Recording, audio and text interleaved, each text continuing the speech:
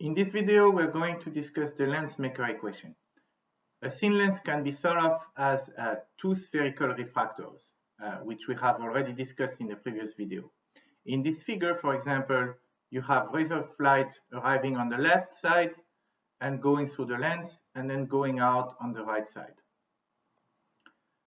The first interface has a radius of curvature R1, and the second interface has a center of curvature radius of curvature R2. And the Lensmaker equation gives you the focal length f as a function of the index of refraction of the glass n and the radii of curvature R1 and R2. And the Lensmaker equation is that 1 over f is equal to n minus 1 times 1 over R1 minus 1 over R2. And as I've said many times already, the main source of errors when using this equation will be with the signs of R1 and R2. We remember that there is a sign rule for R, which we have already discussed in the video for sign rules. The sign rule for R is that R is positive when the center of curvature is on the outgoing side of the surface, and R is negative otherwise. And we have seen examples for mirrors and for spherical refractors.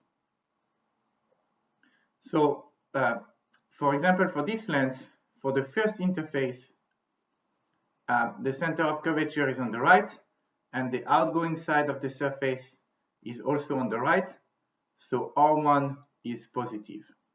Now, if you look at the second interface, the center of curvature is on the left, but the outgoing side of the surface is still on the right, so R2 is negative. And when you put this into the Lensmaker equation, you see that if R1 is positive and R2 is negative, since n is always larger than 1, then the focal length f will be positive. Now that type of lens with f positive is called a converging lens.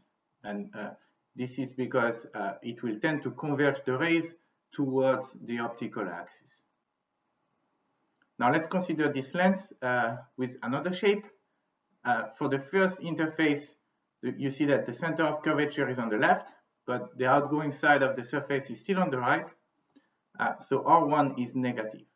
Now, if you look at the second interface, the center of curvature is on the right, the outgoing side of the surface is also on the right, so R2 is positive.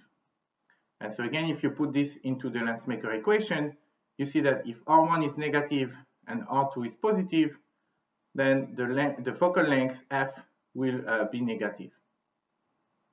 And that type of lens with f negative is called a diverging lens. And this is because it will tend to diverge rays away from the optical axis.